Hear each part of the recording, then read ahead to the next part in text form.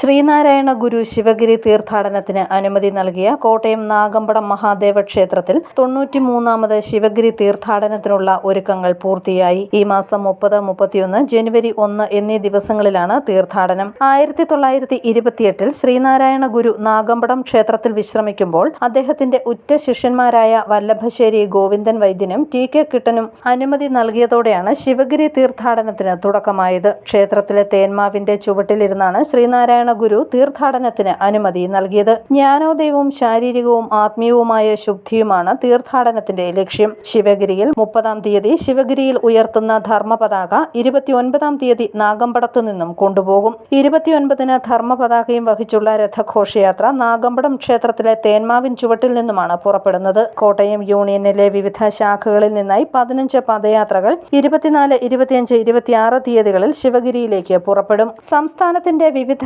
ഭാഗങ്ങളിൽ നിന്നും ശിവഗിരിയിലേക്ക് പോകുന്നവരെ വരവേൽക്കാൻ ഇടത്താവളമായ നാഗമ്പടം പൂർണ്ണമായും ഒരുങ്ങിയതായി ക്ഷേത്രം ഭാരവാഹികൾ അറിയിച്ചു. News bureau, Kottayam.